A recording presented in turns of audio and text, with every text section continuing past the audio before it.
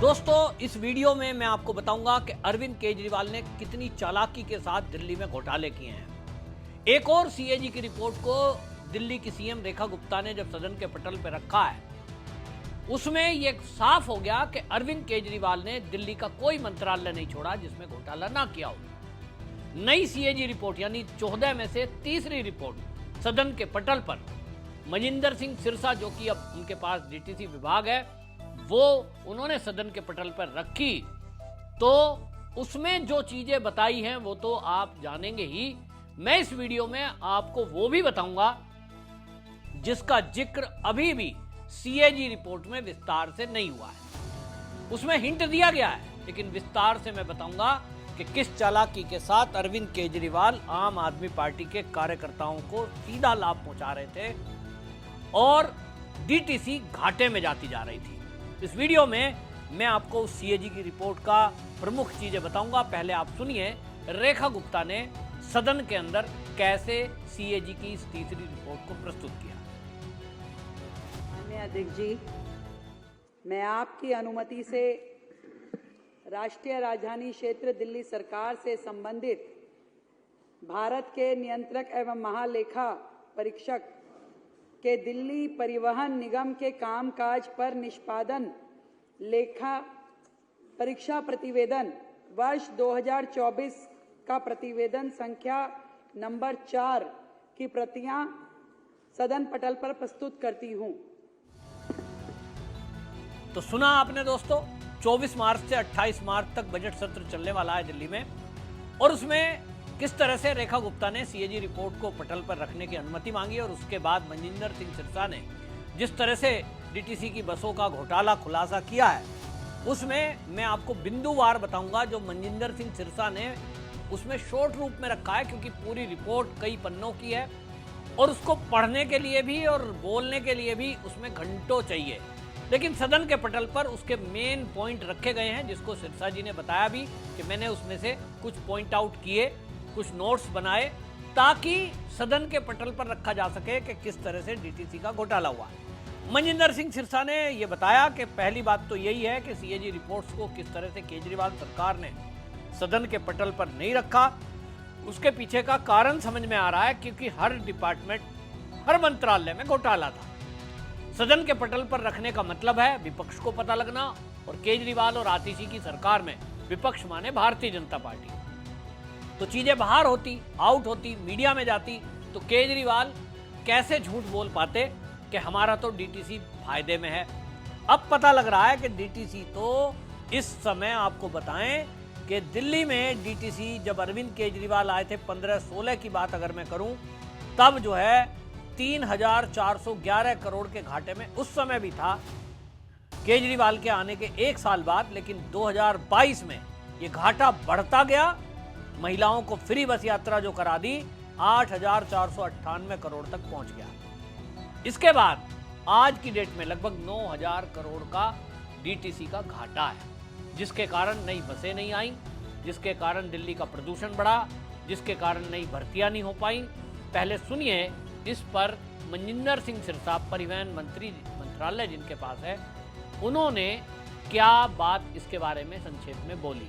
सुनिए कि डीटीसी कैसे लॉस में चल रहा था इतने सालों से। देखिए, कैग रिपोर्ट में स्पष्ट हुआ कि किस तरह से आम आदमी पार्टी ने डीटीसी को भी लूटने का काम किया। जहां डीटीसी को लगभग 850 रूटों पे चलना था, उसकी बजाय 400 कुछ रूटों पे चल रही थी। जहां डीटीसी के पास 950 करोड़ का रेवेन्यू आता था, वहीं उसकी जगह 550 करोड़ का रेवेन्य65 आ रहा था। जहां डीटीसी पहले 213-14 रुपये किलोमीटर में रन कर रही थी, अब उसी की जगह उसका 465 के आसपास 1 किलोमीटर चलाने का खर्चा आ रहा था। जहां डीटीसी के ऊपर अब 8,500 करोड़ रुपए कर्जा चढ़ गया, तो डीटीसी को भी दोनों हाथों से लूटने का काम अरविंद केजरीवाल जी ने किया है। इसीलिए डीटीसी की कैग रिपोर्ट को दबाकर रखा गया था, ताकि उनका भ्रष्टाचार उजागर ना हो सके। और आप जब कैग रिपोर्ट आई तो आम आदमी पार्टी वाले भाग रहे थे, और आतिशी जी कह रहे थे कि इस कैग रिपोर्ट को क्यों पेश कर रहे हो, इस कैग रिपोर्ट पे कल चर्चा कर रहे हैं, आज चर्चा करनी क्यों जरूरी है। तो आप बताइए, भ्रष्टाचार पे जब चर्चा होती है तो आतिशी जी भाग जाते हैं और कह रहे हैं चर्चा मत करो इसके ऊपर। क्यों मत करो? क्योंकि हमारा भ्रष्टाचार सामने आ जाएगा। तो सर अभी आगे क्या कदम उठाए जाएंगे? नहीं, देखिए अभी तो इस पे और बहस चलेगी, पर मेरा मानना है कि इसके ऊपर एक इंक्वायरी होनी चाहिए और उसके ऊपर जिन लोगों ने इसको लूटा उन पे कार्रवाई होनी चाहिए। तो सुना आपने मनिंदर सिंह सिरसा किस तरह से उसके घोटाले की पोल खोल रहे हैं, और उन्होंने बताया कि देखिए जहां 2015-16 में दिल्ली के अंदर 4,344 बसें चल रही थी, वहीं 2022-23 में वो बसें घटी, लगभग 1,000 बसें घट गई और 3,937 बसें चल रही थी। जब बसों की खरीद की बात चल रही थी कि दिल्ली में प्रदूषण बढ़ रहा है, हर साल केजरीवाल बहाना लगाते हैं कि पंजाब से धुआं आ रहा था, फिर कहते हैं हरियाणा की पराली जलाने का धुआं आ रहा है, लेकिन दिल्ली का अपना जो AQI लेवल है वो बढ़ता जा रहा था और प्रदूषण बढ़ रहा था। तो दिल्ली की हाई कोर्ट ने बाकायदा इनको फटकार लगाई कि आप इलेक्ट्रिक बसें क्यों नहीं खरीदते, और सबको कन्वर्ट करने को बोला गया था। लेकिन मनिंदर सिंह सिरसा जी ने खुलासा किया कि केवल 300 इलेक्ट्रिक बसें खरीदी गई, जबकि कम से कम 1,000 बसों को खरीदना था। अब उसमें जिस कंपनी को यह ठेका दिया गया, उस कंपनी ने वो बसों को आपूर्ति समय पर नहीं कराया। उसके कारण जो टेंडर था सरकार की तरफ से, उसमें ये प्रावधान था कि यदि बस जो सप्लाई करने वाली कंपनी है वो टाइम पे अपनी बस की डिलीवरी नहीं कर पाएगी तो उसको पेनल्टी लगाई गई आपूर्ति में देरी के लिए, और ये लगी 29.86 करोड़। और ये है बड़ा घोटाला जिसको मैं कह रहा था कि मनिंदर सिंह सिरसा का ध्यान इधर ना गया हो, ऐसा हो नहीं सकता। वो बाद में बोलेंगे, लेकिन मैं ध्यान दिलाना चाहता हूं इस वीडियो को मनिंदर सिंह सिरसा और रेखा गुप्ता तक इसको पहुंचाएं, ताकि उन्हें पता लगे कि ये भी शराब घोटाले की तरह ही एक बड़ा घोटाला अरविंद केजरीवाल की सरकार में हुआ है। जिस तरह से शराब घोटाले में जो शराब के लाइसेंस होल्डधारी थे जिनको पेनल्टी लगी थी, वो पेनल्टी वेव ऑफ कर दी गई थी और वो पैसा बंदर बांट करके खा लिया गया, यानी हम आपकी पेनल्टी माफ कर देंगे।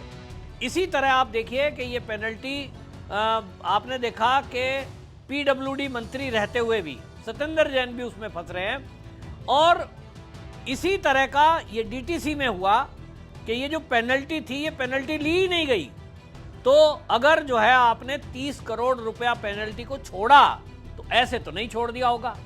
बस की कंपनी पर अगर 30 करोड़ की पेनल्टी लग रही थी तो कहीं ना कहीं अगर इसकी जांच होगी तो पता चलेगा कि इसमें कुछ कंपनी को भी बचा होगा, लेकिन किसी नेता की या अधिकारी की जेब में भी ये 30 करोड़ का हिस्सा गया होगा।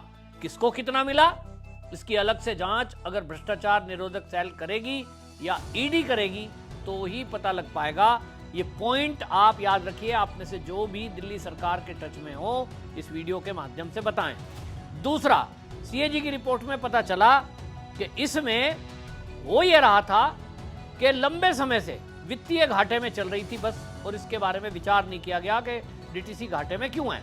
राजस्व में वृद्धि नहीं हो रही जबकि परिचालन लगातार बढ़ रहा है, यानी बसों के फेरे बढ़े, बसों की बारंबारता बढ़ी।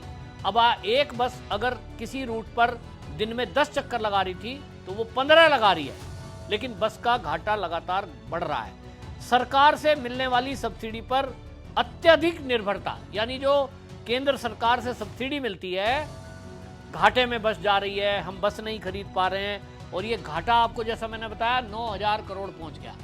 तो रोना रोते थे, अब प्रदूषण बढ़ रहा है, कोर्ट इंटरफेयर कर रहा है, तो केंद्र सरकार की तरफ से भी 3,000 बसें देने की बात कही गई।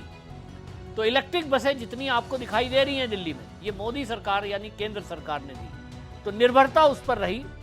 दूसरा, DTC की बसों की संख्या की मांग की तुलना में आई कम। DTC की बसों की स्थिति बहुत खराब थी, ब्रेकडाउन होना बार बार, क्योंकि पुरानी बसें हैं और 50% दिल्ली में ऐसी बसें चल रही हैं जो अभी एक्सपायर हो जाएंगी, यानी उनकी एज काफ़ी हो चुकी है, काफ़ी चल चुकी हैं।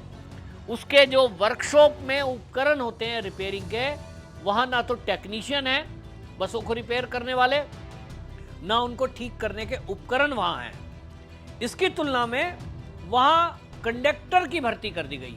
और मैं दूसरे पॉइंट पर ध्यान दिलाना चाहूँगा मनिंदर सिंह सिरसा का, रेखा गुप्ता जी का, प्रवेश वर्मा जी का, कि आप जांच करिए।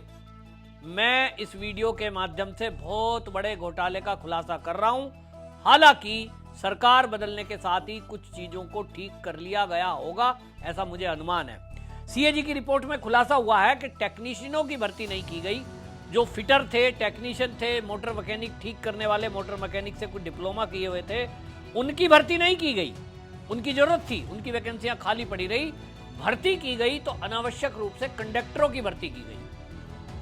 कंडक्टरों की भर्ती के पीछे का राज अगर पता लगाएंगे, अरविंद केजरीवाल के अगर पिछले 5 साल का रिकॉर्ड ही निकाल कर देखेंगे, 5 साल में कितने कॉन्ट्रैक्टर पर कंडक्टर भर्ती किए गए, कॉन्ट्रैक्टर बेस पर बने जाते थे, वो सब आम आदमी पार्टी के कार्यकर्ता निकलेंगे। 101% आप चेक कर लीजिए। और उन सबसे बोलेगा कोई नहीं, मेरे पास भी सबूत नहीं है, लेकिन व्यक्तिगत रूप से कुछ लोगों से मैं मिला था जिन्होंने कहा कि हमने पैसे दिए नेता को किसी के माध्यम से, वो बिचौलिए ने खाए कि नेताजी तक पहुंचे मुझे नहीं पता, लेकिन जब आप गहनता से जांच करेंगे, उनकी लिस्ट शॉर्ट आउट करेंगे कि पिछले 5 साल में डीटीसी में कंडक्टर कितने भर्ती हुए, तो चीजें खुलकर सामने आ जाएंगी।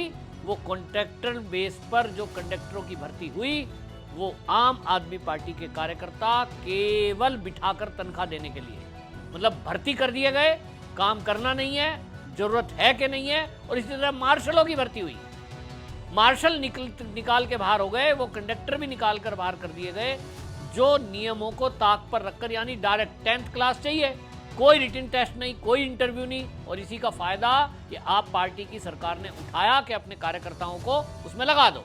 कोई BA MA भी पढ़ा लिखा है, वो भी कंडक्टर में भर्ती कर दिया, वो भी मार्शल में लगा दिया, 20,000 तनख्वाह मिलेगी, बैठ के खाएंगे।